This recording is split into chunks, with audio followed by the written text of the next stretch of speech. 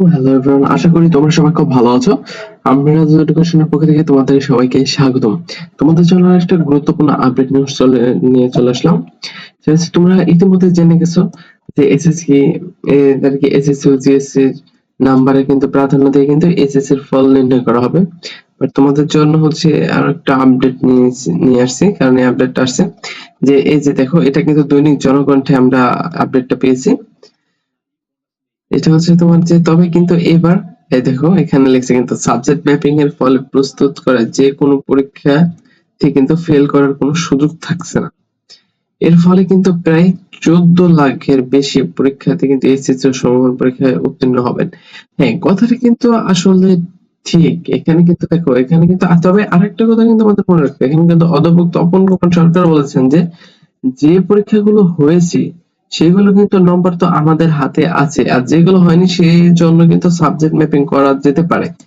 এই যে এই কথাটা কিন্তু আমাদের সবাইকে ধরতে হবে, কারণ এই দেখো আমি তোমাদের রুটিনে যদি যাই, রুটিনে কিন্তু তোমরা ইতিমধ্যে দেখতে পাচ্ছ কি যে তোমাদের পরীক্ষাগুলো হয়নি কি কি কি পরীক্ষা হয়নি, যে ভূগোল, রসায়ন, ইসলামিক ইতিহাস, রাষ্ট্রবিজ্ঞান, এই যে মানে এই যে তোমাদের ব্যবস্থাপনা, প্রকৌশলে, অর্থনীতি, পরিণীতি, উচ্চতর গণিত, মনোবিজ্ঞান, এই যে তোমাদের যেগুলো মানে পরীক্ষা হয়নি, এইগুলো কি করবে?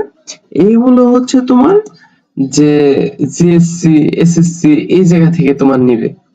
বাট একটা কথা কিন্তু আমাদেরকে মনে রাখতে হবে, যে সেটা হচ্ছে যে আমাদের যে তোমার যে পরীক্ষাগুলো হয়ে গেছে, যে বাংলা, ইংলিশ, আইসিটি, এই যে যে পরীক্ষাগুলো হয়ে গেছে, এইগুলোতে কিন্তু তোমার এই যে এসএসসি, জিএসসি এইগুলো কিন্তু টানবে না। ঠিক আছে, তুমি যা পরীক্ষা দিয়েছো ওই নম্বরগুলি তোমাকে দেওয়া হবে। বাট যেগুলি তুমি দাও নাই পরীক্ষা, যে এই যে তোমাদেরকে বললাম তো যে ভূগোল, এগুলি তোমরা যেগুলি দাও নাই, এইগুলির হচ্ছে যে রেজাল্ট গুলি আছে এইগুলি দিবে হচ্ছে তোমার এসএসসি থেকে, জিএসসি থেকে। ঠিক আছে, বাট এখন যদি আমাদের ভিতরে অনেক একটা ভুল ধারণা আছে কি যে আমরা কিন্তু অনেকেই যে ভাবতেছি যে মনে হয় যে আমাদের যে আমরা যদি কেউ যদি বাংলা, ইংলিশ যে পরীক্ষা যে 7টা পরীক্ষা হয়েছে আমাদের, যে বাংলা, ইংলিশ, আইসিটি, এইগুলোতে যদি আমরা ফেল করি তাহলে কিন্তু ফেলই।